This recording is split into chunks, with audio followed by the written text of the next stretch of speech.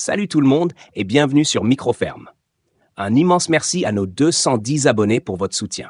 Grâce à vous, on continue à partager astuces, conseils et inspirations pour tous les passionnés d'autonomie et de permaculture. Si vous aimez ce qu'on fait, pensez à liker, vous abonner et partager avec vos proches. Aujourd'hui, on va parler d'une plante aussi utile que polyvalente, le bambou. Le bambou, c'est l'allié parfait pour une microferme. Il peut servir à construire des clôtures, des abris pour animaux ou même des meubles et supports pour vos cultures. Certaines variétés produisent un feuillage qui peut être utilisé comme fourrage naturel pour vos chèvres ou vos lapins. En plus, le bambou agit comme un brise-vent, protège vos cultures et ses racines empêchent l'érosion du sol.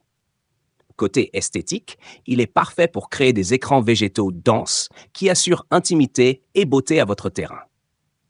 Je vais vous présenter les 5 meilleures variétés de bambou pour votre microferme, en détaillant leurs avantages, leurs inconvénients et même l'épaisseur de leur chaume. Et pour vous guider, je donnerai une note sur 10 pour chaque variété. Le Philostachys edulis, ou Mozo, est un bambou géant qui peut atteindre 20 mètres de haut, avec des chaumes robustes allant de 10 à 15 cm d'épaisseur. Il est parfait pour la construction et pousse rapidement dans des régions au climat tempéré ou chaud. Son principal inconvénient, c'est qu'il ne tolère pas bien les climats froids. Sa note, 8 sur 10. Le Fargesia robusta est non traçant, donc idéal si vous voulez éviter que le bambou envahisse votre terrain. Il est parfait pour les haies, atteint environ 5 à 7 mètres de hauteur, et ses chaumes ont une épaisseur de 1,5 à 2 cm, assez fine mais solide. Il pousse plus lentement que les variétés traçantes, ce qui peut être un frein si vous cherchez un développement rapide. Sa note, 9 sur 10. Le Philostachys aureosulcata est une variété rustique, idéale pour les climats froids. Il peut mesurer jusqu'à 10 mètres de haut et ses chaumes jaunes atteignent 5 cm d'épaisseur. Très décoratif, il peut aussi être utilisé pour des petites constructions. Son inconvénient est qu'il est traçant, donc une barrière anti-rhizome est indispensable. Sa note, 7 sur 10. Le Bambusa vulgaris est un excellent choix pour les climats tropicaux. Il pousse vite, atteint 15 mètres et ses chaumes font 8 à 10 cm d'épaisseur.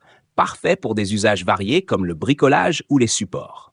Cependant, il est très sensible au froid, ce qui limite son utilisation en dehors des régions chaudes.